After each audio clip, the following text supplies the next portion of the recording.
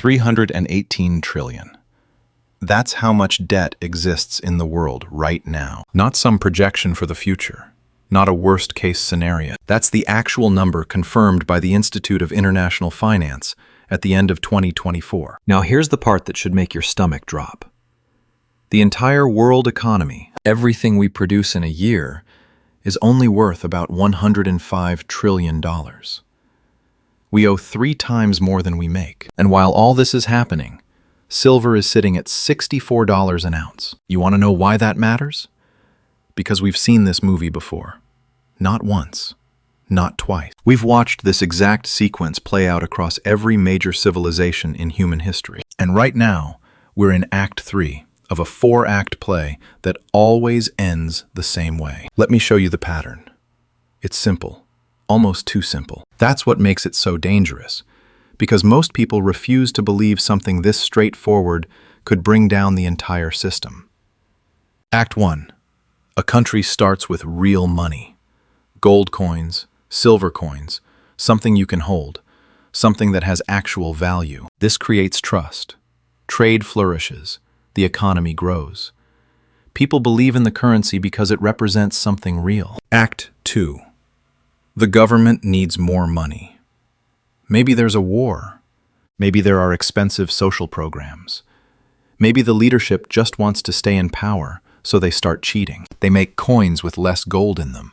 They print more paper than they have metal to back it up. They tell everyone the money is still good because the government says so. And for a while, people believe it. The money supply explodes while the real wealth behind it stays the same. Act 3. Prices start climbing. The currency weakens. People notice. They start trading their paper for anything real. Land, commodities, gold, silver. The government panics and prints even more money to cover their obligations. This makes everything worse. Prices spiral out of control. Trust collapses. Society starts to fracture. Act 4. The currency dies. Sometimes it's quick. Sometimes it takes decades, but it always dies. The government either introduces a completely new currency or they're forced back to commodity money. There's an economic reset. Often, there's civil unrest. Sometimes the entire regime falls. And here's what matters for you. The people who saw it coming and bought real assets, they survive. The people who trusted the paper, they lose everything. Now, let me prove this isn't theory. Let me show you 3 times this pattern executed with mechanical precision. Let's start with Weimar Germany, 1914 to 1923. Germany abandons the gold standard when World War I starts. They're certain the war will be short, and the losers will pay for everything. Germany loses. The Treaty of Versailles hits them with 132 billion gold marks in reparations. In today's money, that's over $500 billion. Annual payments eat up 25% of their entire GDP. The new democratic government wants to keep voters happy. They want to rebuild.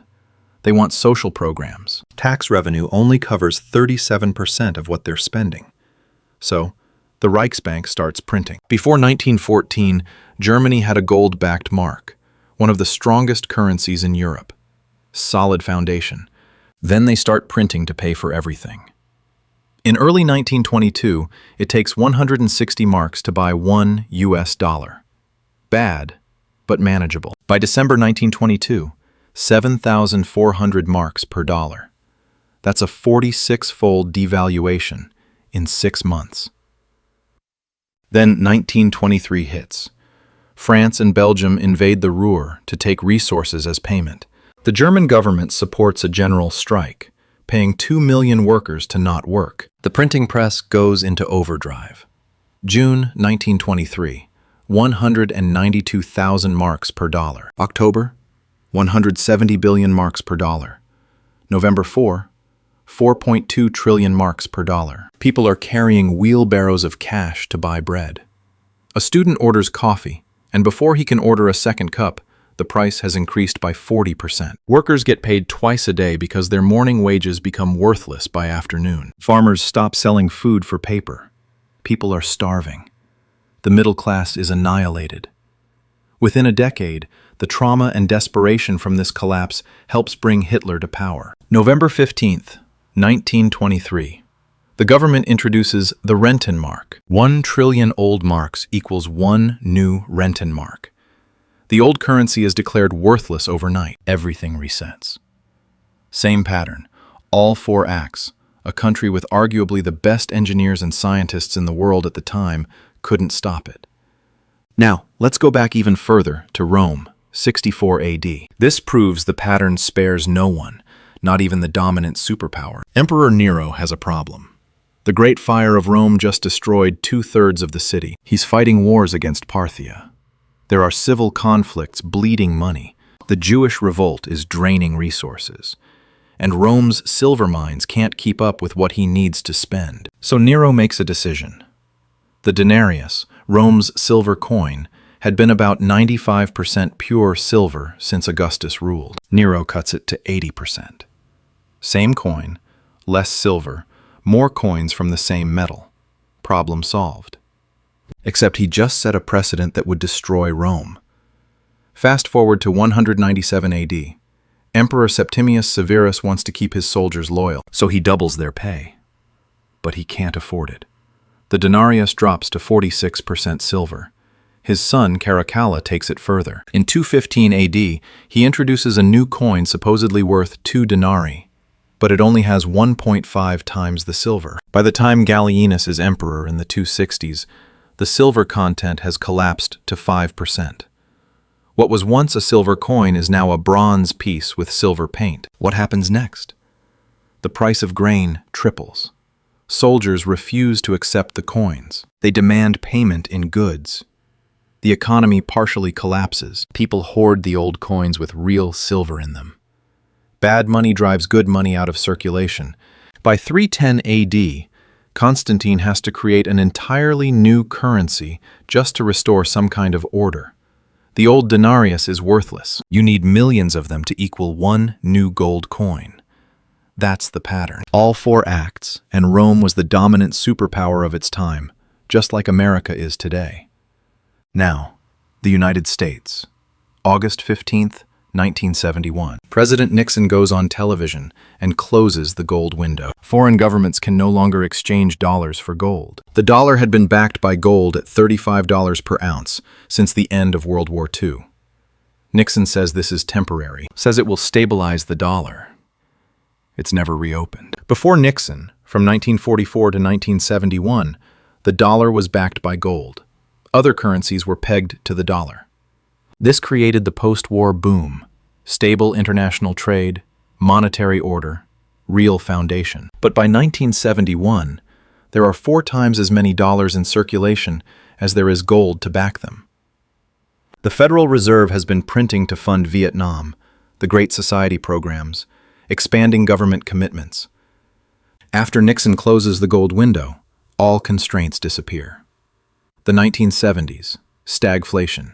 Oil shocks. The dollar collapses against real assets. Gold goes from $35 per ounce in 1970 to $850 by 1980. 24 times higher. That's not gold going up. That's the dollar being exposed for what it is. But the printing never stops. 2008 financial crisis? Print trillions. 2020 COVID response? Print $6 trillion in 18 months. Today, U.S. national debt is at $36.1 trillion. We're paying $892 billion per year just in interest on that debt. That's more than we spend on defense. And by 2034, interest payments are projected to hit $1.7 trillion annually. Here's what's happening right now. Before 1971, when productivity went up, wages went up. Since 1971, productivity keeps rising, but real wages flatline. The wealth gap explodes. Asset prices inflate while your purchasing power erodes. In 1971, someone making a median income could save up and buy a house in 2.5 years. Today, it takes over 7 years. Food costs more. Energy costs more. Healthcare costs more. The middle class is getting squeezed from every direction. And globally, trust in the dollar is cracking. Central banks are diversifying their reserves. BRICS nations are openly discussing alternatives to the dollar. China and Russia are accumulating gold at record rates. We're in late Act 3 right now. The crisis is building. So, where does silver fit into this? Throughout every currency collapse in history, people flee to real assets. Gold and silver have been money for 5,000 years. Not because of tradition, but because they can't be printed. They can't be debased. They can't be created by government decree. Gold is currently around 42,300 per ounce. Silver is at $64. That's a ratio of about 67 to 1. Historically, that ratio averages between 15 to 1 and 50 to 1. During currency crises, it tightens dramatically. If the ratio just went back to the historical average of 50 to 1 with gold where it is now, silver would be trading at $80 per ounce. But here's what the pattern tells us.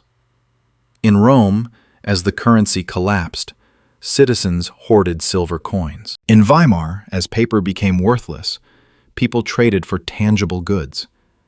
In every currency crisis throughout history, precious metals become the refuge. Silver, which serves both as an industrial metal and monetary metal, is trading near multi-year highs, while we have $318 trillion in global debt. While central banks are printing without limit, while the pattern is executing in real time, the inflation-adjusted high for silver from 1980 would put it at $194 in today's dollars. The 2011 high adjusts to $70 today.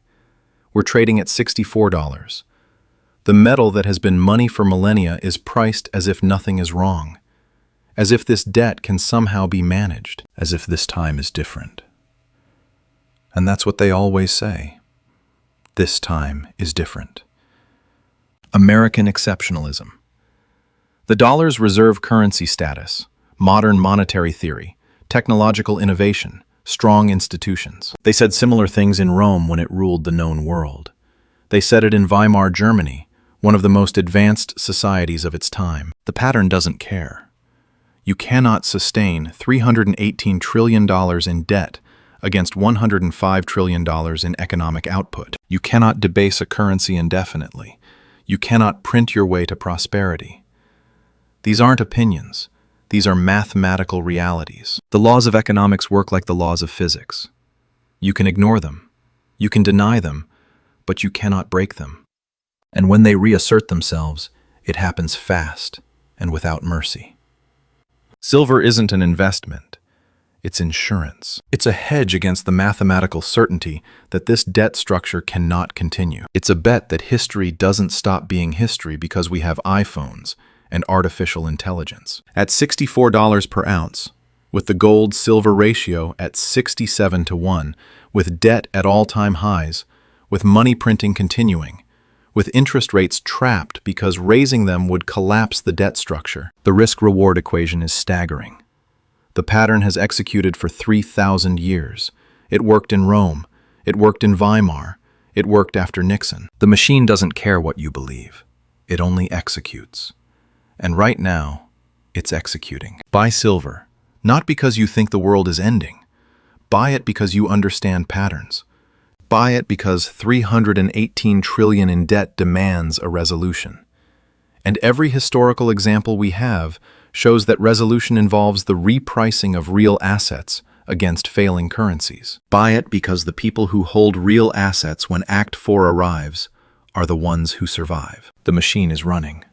The question is whether you'll be ready when Act 4 begins. If you want to understand exactly how this machine was built, who engineered this system, and what specific moves you need to make to protect yourself when Act 4 hits, subscribe right now. The next video breaks down the mechanics of currency creation, why central banks have been accumulating massive gold reserves while telling you inflation is under control, and the 3 assets that have survived every single currency collapse in recorded history. This isn't conspiracy theory. This is pattern recognition. And the pattern is screaming at you right now.